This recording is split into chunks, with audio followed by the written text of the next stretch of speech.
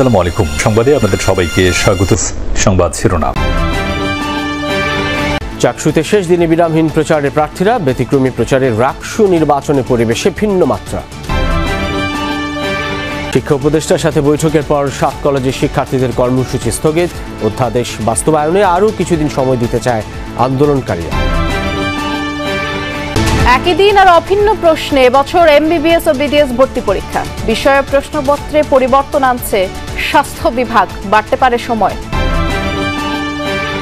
ঐতিহাসিক মুহূর্তের সাক্ষী বিশ্ব। হামাস ইসরায়েল বন্দি বিনিময় শুরু, মুক্তি পাবে প্রায় 2000 ফিলিস্তিনি। হামাস ইসরায়েল বন্দি বিনিময় শুরু, ফিলিস্তিনিদের উদযাপনে নিষেধাজ্ঞা। গুলি করে আল জাজিরার আরেক সাংবাদিক হত্যা। কারো প্রচার গানে গানে, কেউ সেজেছে ব্যতিক্রমী সাজে। নবাব সিরাজউদ্দৌলা থেকে ডোরেমন, কি নেই সেখানে। কেউ হাতে মেহেদি দিয়ে সাজাচ্ছেন ভোটারদের। এভাবেই শেষ মুহূর্তের ব্যতিক্রমী প্রচারণায় জমে উঠেছে রাকসু নির্বাচনের প্রচার। 12টি প্যানেল ও স্বতন্ত্র প্রার্থীরা ভোটারদের কাছে ছুটছেন হ্যান্ডবিল, প্রচারপত্র নিয়ে। ক্যাম্পাসের প্রবীণ ও নবীন শিক্ষার্থীদের দাঁড়ে দাঁড়ে প্রচারণায় ব্যস্ত থাকতে দেখা যাচ্ছে প্রার্থীদের।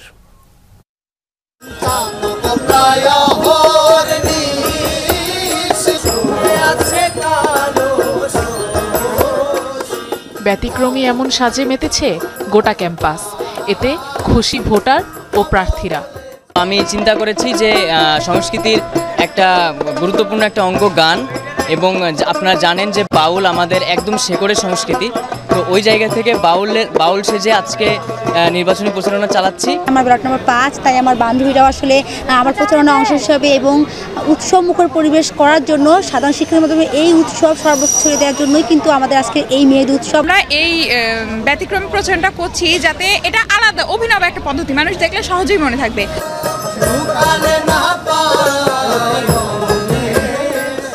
25 সেপ্টেম্বর থেকে পিছিয়ে ভোট এসেছে 16 অক্টোবর।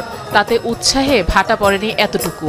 অবাধ, সুষ্ঠু ও শান্তিপূর্ণ রাকসু নির্বাচনের প্রত্যাশায় মাঠ চষে বেড়াচ্ছেন প্রার্থীরা। প্রচারণার মাত্র একদিন সময় থাকায় দম ফেলার ফুরসত নেই কারো। ক্লান্তহীন তারা চলেছেন ভোটারদের দাঁড়ে দাঁড়ে।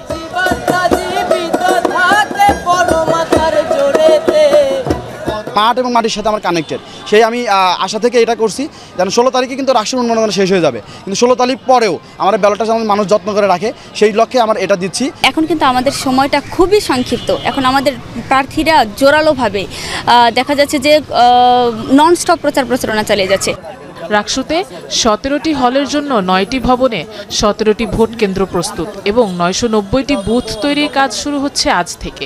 ব্যালট পেপার হিসেবে ওএমআর শিট ব্যবহার করার পর তা গণনার জন্য 6টি মেশিন আনা হয়েছে ঢাকা থেকে।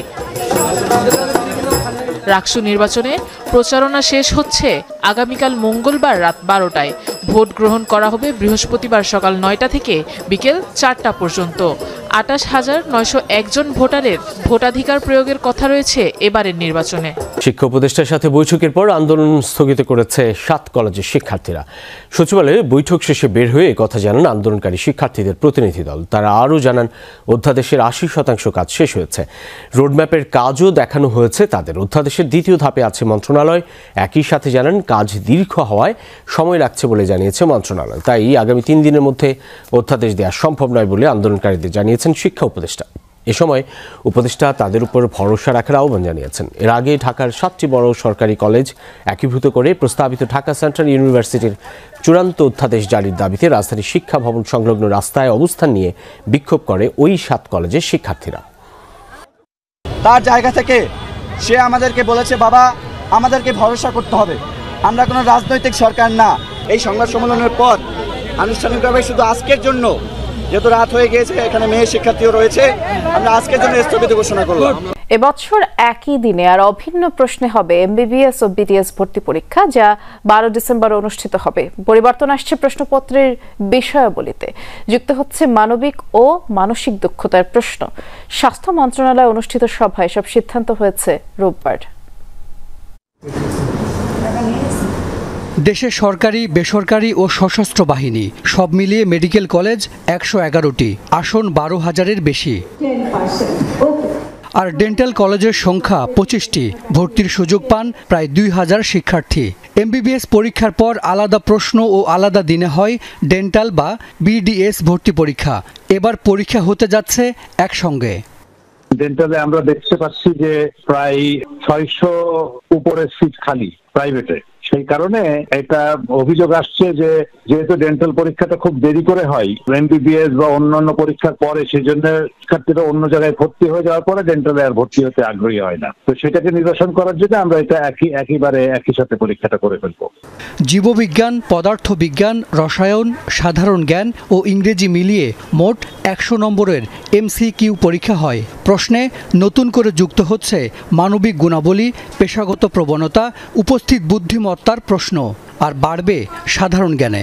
যে সমস্ত শিক্ষার্থীদের মধ্যে এই মানবিক গুণাবলী, বিশ্লেষণী ক্ষমতা, অ্যাপটিটিউড কতগুলো বিষয় আছে যেটাকে নন কগনিটিভ স্কিল বলা হয়, এগুলো যাদের ভালো আছে সেটা আমরা একটু যাচাই করতে চাই। এই বছর হয়তো এই ধরনের প্রশ্নের সংখ্যা 10% বা 15% হবে, আগামী বছর এটা আরও একটু বাড়বে। এবং আমরা পরিকল্পনা যেটা করেছি যে আগামী 3-4 বছর পরে হয়তো মেজরিটি অফ কোয়েশ্চেন্স এই বিষয়গুলো প্রাধান্য পাবে। ইসরায়েল ফিলিস্তিন বন্দি বিনিময়ের মধ্য দিয়ে যুদ্ধবিরতি বাস্তবায়নে ঐতিহাসিক মুহূর্তের সাক্ষী হল বিশ্ব। সোমবার 20 জিম্মিকে মুক্তি দেয় হামাস। এরই মধ্যে ইসরায়েলে ফিরেছেন তারা। অন্যদিকে শুরু হয়েছে ইসরায়েলিদের হাতে বন্দি ফিলিস্তিনিদের মুক্তির প্রক্রিয়াও। চুক্তি অনুযায়ী মুক্তি পাবে প্রায় 2000 ফিলিস্তিনি, যার মধ্যে নিজ ভূমিতে ফিরেছেন 250-র বেশি ফিলিস্তিনি। সোমবার ইসরায়েলের কাদজিয়াত কারাগার থেকে বন্দি ফিলিস্তিনিদের মুক্তি প্রক্রিয়া শুরু হয়। এদের অনেকেই যাবজ্জীবন কারাদণ্ডের সাজা ভোগ করছিলেন ইসরায়েলি কারাগারে। তাদেরই এক অংশ রামাল্লায় ফেরার পর উল্লাসে মেতে ওঠেন ফিলিস্তিনিরা। উচ্ছ্বাসের ঢেউ ছুঁয়ে যায় ইসরায়েলিদেরও। সব জিম্মিদের মুক্তি নিশ্চিতের পর হস্টেজ স্কয়ার যেন রীতিমতো উল্লাসের ঝড় বয়ে যায়। হামাসের বন্দিদশা থেকে 20 জিম্মির মুক্তির পর আবেগ বাদ মানেনি স্বজনদেরও। প্রথম ধাপে 7 জন এবং দ্বিতীয় ধাপে মুক্তি পান বাকি 13 ইসরায়েলি। রেড ক্রসের গাড়িতে তুলে দেওয়ার পর ইসরায়েলি সামরিক বাহিনীর কাছে হস্তান্তর করা হয় এসব জিম্মিকে। এই সময়টার জন্য দীর্ঘদিন অপেক্ষা করেছি। এই স্থানেই দিনের পর দিন আন্দোলন করেছি যেন জিম্মিদের জীবিত ফিরিয়ে আনা হয়। স্তব্ধ হলো গাজার আরও একটি কণ্ঠস্বর। যুদ্ধ কবলিত উপত্যকা থেকে ফিলিস্তিনিদের বার্তা বিশ্বের কাছে পৌঁছে দিতেন সালেহ আল জাফরাই। ঘুমন্ত গাজাবাসীর কাছে যুদ্ধবিরতির খবরও তিনিই পৌঁছে দিয়েছিলেন। শত হুমকির পরও এতদিন ইসরায়েলি সেনাদের আগ্রাসন থেকে বেঁচে গেছেন কোনো ক্রমে, কিন্তু রোববার টার্গেট কিলিং এর শিকার হন তিনি। ইসরায়েল সমর্থিত দুকমুশ গোষ্ঠীর গুলি কেড়ে নেয় আল জাফরাইয়ের প্রাণ। গাজায় তেল আবিবের 2 বছরের আগ্রাসনে প্রাণ হারিয়েছে 270 জনের বেশি গণমাধ্যম কর্মী। রাতের অন্ধকারে গাজার পথে পথে ছুটে যুদ্ধবিরতির বার্তা পৌঁছে দিয়েছিলেন তিনি। সালেহ আল জাফরাইয়ের এই ভিডিও আলোড়ন তুলেছিল বিশ্বজুড়ে। কিন্তু সংঘাত বন্ধের উদযাপনে সামিল হতে না হতেই হারাতে হলো প্রাণ। রোববার সকাল থেকেই নিখোঁজ ছিলেন আল জাফরাই। বেলা গড়াতে মিলল মরদেহ। ইসরায়েলি সেনারা অভিযান বন্ধ করলেও রোববার সংঘাতের খবর পাওয়া গেছে গাজা সিটিতে। তারই বলি হতে হয়েছে আল জাফরাইকে।